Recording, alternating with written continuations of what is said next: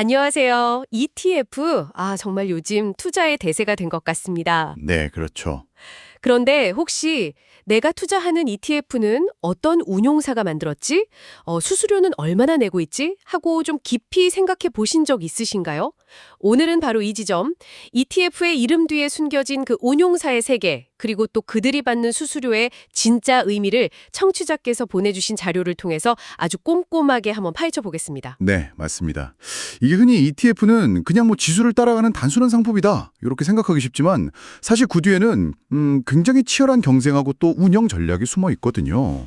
오늘은 삼성자산운용의 코덱스부터 미래에셋의 타이거, 또 KB자산운용의 KB스타까지 국내 대표 주자들의 특징을 한번 비교 분석해 보고요. 그리고 그 되게 미미해 보이는 수수료 차이가 장기적으로는 어떤 나비 효과를 불러오는지, 또 현명한 ETF 선택을 위해 꼭 알아야 할 핵심 포인트들을 좀 짚어볼 겁니다. 좋습니다. 오늘 저희의 목표는요, 여러분이 단순히 ETF라는 그 상품 이름만 보고 투자하는 걸 넘어서 그 상품을 만들고 관리하는 운용사의 역할과 특징을 이해하시는 것. 그래서 좀 더 정보에 기반한 자신감 있는 투자 결정을 내리실 수 있도록 돕는 것입니다. 자, 그럼 바로 본론으로 들어가 볼까요? ETF의 기본 원리부터 다시 한번 짚어보죠. 상장지수 펀드, 주식처럼 거래되는 펀드라는 건 이제 많이들 아실 텐데요. 그렇죠. Exchange Traded Fund. 핵심은 주식처럼 거래된다는 그 편의성하고 또 펀드로서의 속성을 동시에 지녔다는 거죠. 그런데 여기서 많은 분들이 좀 오해하시는 지점이 있어요. 뭐냐면 ETF가 그냥 단순히 컴퓨터 프로그램처럼 알아서 지수를 복사하는 게 아니라는 점입니다. 실제로 운용사 소속의 펀드 매니저나 전문가들이 해당 지수를 구성하는 주식들을 끊임없이 사고 팔고 또 비중을 조절하면서 지수 움직임을 최대한 정밀하게 따라가도록 관리하는 상당히 그 능동적인 과정이 필요해요. 그냥 복사 붙여 넣기가 아니라 계속해서 이렇게 미세 조정을 해줘야 하는 거군요. 마치 그 오케스트라 지휘자처럼요. 악기들, 그러니까 주식들이 제 소리를 내도록 조율하고 전체적인 하모니, 즉 지수를 만들어내는 역할이랄까요? 아주 적절한 비유입니다.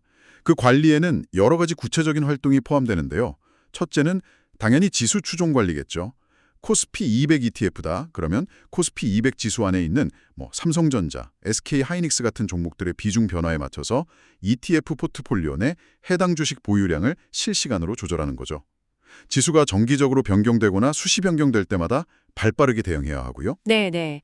지수를 놓치지 않고 따라가는 가장 기본적인 임무겠네요. 그렇죠. 둘째는 바로 그 과정에서 발생하는 추적 오차, 트래킹 에러 관리입니다. 이론적으로는 지수 수익률하고 ETF 수익률이 같아야 하잖아요.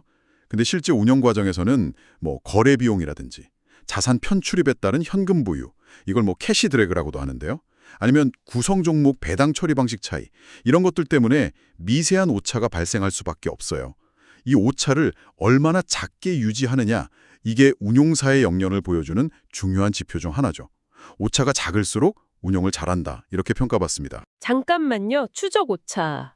이게 작다고는 하지만 예를 들어 수십 년 이렇게 장기 투자를 한다면 이것도 무시 못할 차이를 만들 수 있겠네요. 마치 그 배의 키가 아주 살짝만 틀어져 있어도 긴 항해 끝에는 목적지에서 꽤 벗어날 수 있는 것처럼요. 정확히 보셨습니다. 장기 투자에서는 그 미세한 오차 누적분이 정말 유의미한 성과 차이로 이어질 수가 있습니다. 그래서 운용사들이 이 추적 오차를 줄이려고 많은 노력을 기울이는 거고요. 실제로는 ETF가 보유한 주식에서 배당금이 나올 경우 이걸 처리하는 방식도 운용사가 결정합니다. 투자자에게 분배금으로 지급할지, 이게 PR 방식이죠. 프라이스 리턴. 아니면 자동으로 재투자해서 ETF 기준가에 반영할지, 이건 TR, 토탈 리턴 방식이고요. 이런 것들을 관리합니다. 마지막으로 신규 상품 개발 역시 운용사의 핵심 역할이에요. 단순히 기존 지수를 추종하는 걸 넘어서서 시장 트렌드를 읽고 투자자들의 니즈에 맞는 새로운 투자 기회, 예를 들어 S&P 500, 나스닥 100 같은 해외 대표 지수나 아니면 요즘 핫한 2차 전지, AI, 반도체 같은 혁신 테마 ETF를 발굴하고 상품화하는 것이죠. 정말 그 운용사의 손길이 안 닿는 곳이 없네요. 저는 그냥 지수 따라가기만 하는 줄 알았는데 추적 오차 관리, 배당 처리, 신상품 개발까지 이건 거의 ETF의 두뇌이자 심장이라고 해도 과언이 아니겠습니다. 결국 어떤 운용사를 선택하느냐가 내 투자 성과에 직접적인 영향을 줄 수 있다. 이런 말씀이시군요. 바로 그 점을 강조하고 싶었습니다. 그래서 이제부터 국내 ETF 시장의 주요 플레이어들을 본격적으로 한번 비교 분석해 보겠습니다. 자료에도 나와 있듯이 현재 국내 시장은 크게 세 운영사가 주도하고 있습니다. 네, 드디어 핵심으로 들어왔군요. 국내 ETF 시장의 삼국지라고 할 수 있을까요? 삼성자산운용의 코덱스, 미래에셋자산운용의 타이거, 그리고 KB자산운용의 KB스타. 이 세 브랜드가 시장의 거의 70에서 80%를 점유하고 있다고 하니까 이들의 특징을 아는 게 정말 중요하겠네요. 어디부터 살펴볼까요? 아무래도 시장 점유율 1위, 가장 역사가 오래된 삼성자산운용 코덱스부터 시작하는 게 좋겠죠. 자료를 보면 전체 ETF 순자산의 약 40% 이상을 차지하면서 시장을 이끌고 있습니다. 코덱스 200은 우리나라 최초의 ETF이기도 하고요. 그 외에도 코덱스 코스닥 150, 그리고 요즘 시장 변동성을 활용하려는 투자자들이 주목하는 코덱스 레버리지나 인버스 ETF 등이 대표적입니다. 근데 이 레버리지 인보스 상품은 각각 지수 1일 수익률의 2배를 추종하거나 혹은 역방향 마이너스 1배로 추종하는 고위험 상품이니까 투자하실 때 꼭 유의하셔야 합니다. 역시 1위다운 라인업이네요. 그럼 코덱스만의 가장 강력한 무기, 이건 뭔가요? 단연 압도적인 거래량과 유동성입니다. 이게 왜 중요하냐면요. 투자자가 원할 때 언제든지 큰 가격 손실 없이, 그러니까 매수 매도 호가 스프레드가 낮게 원하는 만큼 쉽게 사고 팔 수 있다는 의미이기 때문입니다. 예를 들어 코덱스 200 같은 경우 하루 거래 대금이 웬만한 대형주보다 훨씬 클 때도 많아요. 이런 풍부한 유동성은 특히 단기 매매를 하시거나 좀 큰 금액을 거래하시는 투자자분들께는 매우 중요한 장점이죠. 아, 거래 편리함이 최고 수준이다. 이런 거군요. 혹시 고려해야 할 점은 없을까요? 장점이 워낙 뚜렷해서 단점이라고 딱 꼬집어 말하긴 좀 어렵지만 굳이 꼽자면요. 일부 대표 상품의 경우 후발주자들이 좀 공격적으로 출시한 동일 유형의 ETF보다 운용 보수가 아주 약간, 정말 약간 높을 수 있다는 점 정도. 물론 최근에는 삼성 역시 보수이나 경쟁에 아주 적극적으로 참여하고 있어서 그 차이는 점점 줄어드는 추세긴 합니다. 알겠습니다. 유동성이 최우선이다. 그러면 코덱스를 먼저 떠올릴만 하겠네요. 자, 다음은 2위 주자, 미래에셋자산운용의 타이거입니다. 타이거는 뭔가 좀 혁신적이고 특히 새로운 테마 ETF 출시에 발빠른 그런 이미지가 있어요. 정확합니다. 타이거는 그 시장의 새로운 트렌드를 정말 빠르게 포착해서 다양한 테마 및 섹터 ETF를 선도적으로 출시하는 데 강점을 보여왔죠. 타이거 2차 전지 테마라든지 타이거 글로벌 AIN 로보틱스 INDX 아니면 타이거 차이나 전기차 솔렉티브 같은 상품들이 대표적인 예시입니다. 아, 이런 분야에 투자하고 싶은데 하고 찾아보면 타이거 상품이 있는 경우가 꽤 많아요. 물론 타이거 미국 S&P 500이나 타이거 미국 나스닥 100처럼 기본에 충실한 대표 지수 ETF 라인업도 매우 탄탄합니다. 그렇다면 타이거의 가장 큰 차별점은 뭘까요? 미래에셋 그룹 자체가 가진 강력한 글로벌 네트워크를 활용한 폭넓은 해외 투자 ETF 라인업. 이게 최대 강점이라고 할 수 있습니다. 미국, 중국뿐만 아니라 유럽, 베트남, 인도 등등 정말 다양한 국가와 테마에 투자할 수 있는 상품들이 많아서요. 글로벌 분산 투자를 원하시는 투자자들에게는 아주 매력적인 선택지를 제공하죠. 와, 정말 투자 영역이 넓네요. 그럼 국내 시장의 코덱스와 비교했을 때 타이거가 조금 아쉬운 점이 있다면요? 아무래도 국내 대표 지수 ETF, 예를 들어 코스피 200 같은 경우에서는 코덱스 대비 거래량이나 유동성이 다소 부족할 수는 있습니다. 물론 일상적인 거래에 불편함을 느낄 정도는 아니고요. 정말 초단타 매매를 하시거나 아주 큰 규모로 거래해야 하는 경우가 아니라면 큰 제약은 아닙니다. 오히려 다양한 상품 라인업이 그 점을 충분히 상쇄한다고 볼 수도 있죠. 그렇군요. 다양한 선택지와 글로벌 투자의 강점이 있는 타이거. 이제 세 번째 주자 KB 자산운용의 KB스타를 만나보죠. KB는 앞선 두 회사보다는 좀 더 안정적이고 내실을 다지는 그런 느낌이 드는데요. 네, 맞아요. KB스타는 시장 점유율 약 10% 내외를 꾸준히 유지하면서 안정적인 성장을 추구하고 있습니다. 대표 상품으로는 KB스타 200이나 또 최근 투자자들의 관심이 높아진 ESG, 즉 환경사회 지배구조 테마를 반영한 KB스타 ESG 사회책임 투자 ETF 등이 있습니다. KB스타의 가장 큰 매력 포인트는 바로 가성비, 다시 말해 상대적으로 낮은 운용 보수를 전면에 내세운다는 점입니다. 아, 보수 경쟁력이 핵심이군요. 장기 투자자에게는 정말 솔깃한 이야기인데요. 맞습니다. 동일한 지수를 추종한다면 장기적으로는 보수가 낮은 상품이 아무래도 복리효과 측면에서 유리하기 때문에 KB스타는 비용에 민감한 장기 투자자들에게 어필하고 있죠. 다만 역시 그 시장 점유율의 차이 때문에 삼성 코덱스나 미래에셋 타이거의 대표 상품들보다는 거래량이 적은 경우가 많다는 점은 감안하셔야 합니다. 아주 큰 금액을 빠르게 사고 팔기에는 다소 불리할 수 있다는 의미죠. 코덱스는 유동성, 타이거는 다양성, KB스타는 가성비. 아, 이렇게 요약해 볼 수 있겠네요. 이 외에도 NH 업몬드의 하나로, 신한의 솔, 한화의 아리랑 이런 다른 운용사들도 있죠. 그렇습니다. 이들 운용사는 아직 전체 시장에서 차지하는 비중은 상대적으로 작지만 각자의 강점을 살려서 틈새 시장을 공략하고 있습니다. 예를 들어 NH어문디의 하나로나 신한의 소울 같은 경우는 특정 상품에서 업계 최저 수준의 보수를 제시하면서 투자자들의 주목을 받기도 했죠. 또 하나의 아이랑은 특정 섹터나 전략에 특화된 상품을 선보이기도 하고요. 후발주자들의 도전도 만만치 않군요. 다만 이들 상품을 선택할 때는 역시 유동성 확인이 중요하겠네요. 네, 특히 출시된 지 얼마 안 되었거나 규모가 좀 작은 ETF의 경우는 내가 원하는 가격에 충분한 물량을 거래하기 어려울 수 있으니까요.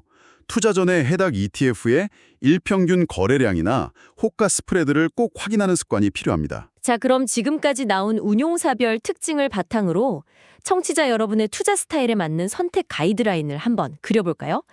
만약 여러분께서 시장 상황에 따라 비교적 좀 짧은 호흡으로 사고 팔거나 아니면 큰 금액을 움직여야 한다면 아무래도 압도적인 유동성을 자랑하는 코덱스 삼성이 가장 편리할 수 있겠습니다. 반면에 나는 좀 장기적인 관점에서 꾸준히 모아가겠다.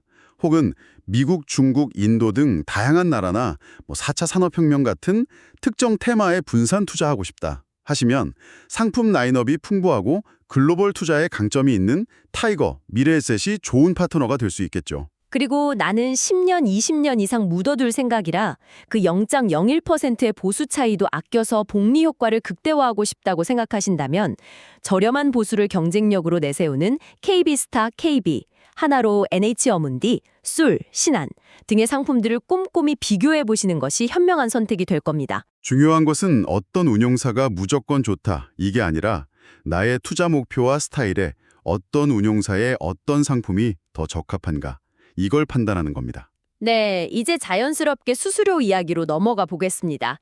ETF도 펀드니까 운용 보수가 있다고 하셨는데 아까 KB스타 이야기하면서 낮은 보수가 장점이라고 했잖아요. 구체적으로 어느 정도 수준인가요? 네, 국내 상장된 ETF의 총보수는 상품 유형에 따라 좀 다르긴 한데요. 보통 연 0.05%에서 0.5% 그 사이에 형성되어 있습니다. 예를 들어서 자료에도 언급된 타이거 200 ETF의 총보수가 연 0.05%라고 가정하면 여러분이 1,000만 원을 투자했을 경우 1년에 5천 원의 보수를 내는 셈입니다. 1년에 5천 원이요? 1,000만 원에 와. 일반 펀드 수수료가 보통 연 1, 2% 정도 하는 걸 생각하면 정말 파격적으로 저렴한데요. 거의 공짜 수준 아닌가요? 하하, 그렇게 느끼실 수 있습니다. 일반 공모펀드는 운용보수 외에도 판매사, 그러니까 증권사나 은행에 지급하는 판매 수수료가 별도로 붙잖아요. 근데 ETF는 투자자가 주식처럼 직접 시장에서 매매하기 때문에 이 판매 수수료가 없습니다. 오직 운용사에 지불하는 운용보수, 정확히는 총보수 비용, TER만 부담하면 되는 거죠. 이게 ETF의 가장 큰 비용 장점 중 하나입니다. 투자자 입장에서는 정말 매력적인 조건인데 그럼 운용사들은 이 낮은 보수로 어떻게 수익을 낼까요? 약간 박리담의 전략인가요? 정확합니다. 개별 투자자가 내는 보수는 적지만 ETF 하나당 운용하는 자산 규모, AUM이라고 하죠. Assets Under Management. 이게 수천억 원에서 수십조 원에 달하는 경우가 많거든요. 예를 들어서 운용 규모가 10조 원인 ETF의 보수가 연 0.1%다. 그러면 그것만으로도 연간 100억 원의 운용 보수 수익이 발생합니다. 규모의 경제가 실현되는 거죠. 그래서 운용사들이 경쟁적으로 시장 점유율을 높이고 AUM을 키우려고 노력하는 겁니다. 낮은 보수 경쟁도 결국 더 많은 자금을 유치하기 위한 전략이고요. 아하, 그런 구조군요. 이해가 확 되네요. 자, 그럼 이제 ETF 투자를 막 시작하시려는 분들이나 이미 하고 있지만 좀 더 스마트하게 관리하고 싶은 분들을 위해서 이것만은 꼭 확인하자 하는 핵심 체크 포인트를 정리해 주시면 좋겠습니다. 네, 딱 4가지를 기억하시면 좋겠습니다. 첫째, 낮은 총보수 확인. 앞서 계속 강조했지만 특히 장기 투자 관점에서는 그 0.1%포인트의 보수 차이도 10년, 20년 후에는 상당한 수익률 격차로 벌어집니다. 반드시 비교해야 합니다. 그리고 단순히 운용보수만 보지 마시고 기타 비용까지 포함된 총보수 비용, TER을 확인하는 것이 더 정확합니다. 총 보수 비용 TER을 확인하라. 첫 번째, 명심하겠습니다. 두 번째는요? 둘째, 충분한 거래량 및 유동성 체크. 아무리 보수가 낮고 좋아 보이는 ETF라도 내가 팔고 싶을 때 제때 팔 수 없거나 사고 싶을 때 원하는 가격보다 훨씬 비싸게 사야 한다면 의미가 없겠죠. 특히 규모가 작은 신생 ETF나 좀 비인기 테마 ETF는 이 부분을 꼭 확인해야 합니다. 증권사 HTS나 MTS에서 현재가 창이 매수 매도 호가 차이, 즉 스프레드나 일평균 거래 대금을 보면 대략적인 유동성을 파악할 수 있습니다. 네, 거래가 원활해야 한다는 것 중요하죠. 세 번째 체크 포인트는 무엇인가요? 세 번째는 운용사의 신뢰도와 직결되는 추적 오차 관리 능력입니다. 해당 ETF가 기초지수의 움직임을 얼마나 정확하게 따라가고 있는지 확인하는 것이 중요합니다. 추적 오차가 너무 크거나 변동성이 좀 심하다면 운용 능력이 부족하거나 아니면 시스템에 문제가 있을 수도 있거든요. 이 정보는 보통 각 운용사 홈페이지나 금융투자협회 공시자료에서 확인하실 수 있습니다. 아, 운용사의 숨겨진 실력을 엿볼 수 있는 지표군요. 마지막 네 번째는요? 마지막으로 테마형 ETF 투자 시 신중한 접근입니다. 최근 2차 전지, AI, 로봇, 메타버스 등 특정 테마에 집중 투자하는 ETF들이 인기를 끌고 있지만 이런 상품들은 변동성이 매우 클 뿐만 아니라 일반적인 시장지수 추종 ETF보다 보수도 훨씬 높은 경향이 있습니다. 단순히 요즘 이게 유망하다더라는 말만 듣고 투자하기보다는 해당 테마의 장기적인 성장성에 대한 본인만의 확신이 있는지 그리고 높은 변동성을 감당할 수 있는지 충분히 고려한 후에 투자 결정을 내리시는 것이 좋습니다. 포트폴리오의 일부로 활용하는 것은 좋지만 여기에 몰빵하는 것은 좀 위험할 수 있습니다. 명심하겠습니다. 낮은 총보수, 충분한 거래량, 낮은 추적 오차, 그리고 테마형 ETF는 신중하게. 이 네 가지만 잘 따져봐도 훨씬 안정적인 ETF 투자가 가능하겠네요. 자, 이제 청취자께서 보내주신 자료에 담긴 질문 몇 가지를 통해 궁금증을 풀어보는 시간을 갖겠습니다. 첫 번째 질문, 똑같은 코스피 200 ETF인데 왜 여러 운용사에서 출시하는 건가요? 그냥 하나만 있으면 되는 거 아닌가요? 아주 좋은 질문입니다. 표면적으로는 같은 지수를 추종하지만 앞서 저희가 살펴봤듯이 실제로는 운용사가 다르기 때문에 여러 상품이 존재하는 겁니다. 운용사가 다르면 사용하는 운용 시스템, 인력, 노하우가 다를 거고요. 이는 결국 총보수, 유동성, 거래량, 그리고 지수 추적의 정밀도, 추적 오차에서 미세한 차이를 만들어냅니다. 또한 운용사마다 마케팅 전략이나 투자자 서비스도 다를 수 있죠. 이렇게 여러 운용사가 경쟁함으로써 투자자들은 더 낮은 보수, 더 높은 유동성, 더 나은 운용 품질을 제공하는 상품을 선택할 수 있는 이점이 생깁니다. 경쟁은 결국 투자자에게 긍정적인 영향을 주는 셈이죠. 경쟁을 통해 투자자에게 더 나은 선택지를 제공하기 위함이군요. 네, 이해됐습니다. 두 번째 질문입니다. 연 0.05% 보수 차이. 이거 정말 신경 써야 할 만큼 큰 건가요? 아까 장기 투자의 중요성을 말씀하셨지만 구체적인 예를 들어주시면 더 와닿을 것 같습니다. 네, 한번 1억 원을 투자한다고 가정해봅시다. 보수가 연 0.1%인 ETF와 0.15%인 ETF가 있다면 1년 보수 차이는 5만 원입니다. 에이, 1억 투자에 5만 원 차이쯤이야 라고 생각할 수도 있죠. 네, 그럴 수 있죠. 하지만 이 투자를 20년 동안 유지하고 연평균 수익률이 한 7% 정도라고 가정하면 어떻게 될까요? 복리 효과 때문에 그 0.05%포인트의 보수 차이는 20년 후에 약 200만 원 이상의 최종 자산 차이를 만들어냅니다. 200만 원이요? 네, 투자 기간이 30년으로 늘어나면 그 차이는 500만 원 이상으로 벌어지고요. 이게 바로 티끌 모아 태산이 되는 복리의 마법이자 낮은 보수가 중요한 이유입니다. 특히 은퇴 준비와 같은 초장기 투자에서는 절대 무시할 수 없는 요소입니다. 와, 0.05% 피 차이가 30년 뒤에는 500만 원 이상의 차이로 돌아온다니 정말 충격적인데요. 보수 비교, 이제 선택이 아니라 필수라는 생각이 확 듭니다. 마지막 질문입니다. 국내 증시에 상장된 미국 S&P 500 ETF, 예를 들어 타이거 미국 S&P 500와 미국 증시에 직접 상장된 스파이 ETF 중 어떤 걸 고르는 게 좋을까요? 이건 저도 늘 궁금했습니다. 이것 역시 정답은 없습니다. 투자자의 상황과 선호에 따라 장단점이 갈리기 때문이죠. 먼저 국내 상장 S&P 바이번드 ETF의 가장 큰 장점은 역시 투자 편의성입니다. 원화로 HTS의 MTS에서 바로 매매할 수 있고 별도의 환전 절차가 필요 없죠. 특히 연금저축펀드나 IRP 같은 절세 계좌에서도 투자가 가능해서 세제 혜택을 누리면서 장기 투자하기에 매우 유리합니다. 해외 주식 양도소득세 대신 배당소득세나 연금소득세가 적용되는 점도 장점이고요. 다만 미국 현지 ETF보다는 총 보수가 약간 높을 수 있고 실시간 환율 변동이 즉각 반영되지 않을 수 있다는 점은 있습니다. 반면에 미국 직상장 스파이 ETF는 낮은 보수와 압도적인 유동성이 최대 장점입니다. 세계 최대 규모의 ETF인 만큼 거래가 매우 활발하고 보수도 극도로 낮죠. 달러 자산에 직접 투자하고 싶거나 스파이 외에도 미국 시장에 상장된 더 다양한 ETF 상품들을 함께 거래하고 싶은 투자자에게는 좋은 선택입니다. 하지만 달러로 환전해야 하는 번거로움과 환전 수수료가 발생하고요. 매매 차익에 대해 연 250만 원 초과 시 22%의 양도소득세를 직접 신고하고 납부해야 하는 불편함이 있습니다. 연금 계좌에서는 투자가 불가능하고요. 를 한층 깊게 들여다봤습니다. 핵심은 이것 같습니다. ETF는 결코 알아서 굴러가는 상품이 아니며 그 뒤에는 운용사의 철학과 역량, 즉 사람의 손길이 분명히 존재한다는 것. 삼성 코덱스의 유동성, 미래에셋 타이거의 다양성, KB스타의 가성비 등 각 운용사의 강점을 이해하는 것이야말로 여러분의 소중한 자산을 지키고 불리는 현명한 ETF 투자의 시작입니다. 그렇습니다. 오늘 나눈 이야기들을 다 기억하기 어렵다면 이것만이라도 꼭 기억해 주십시오.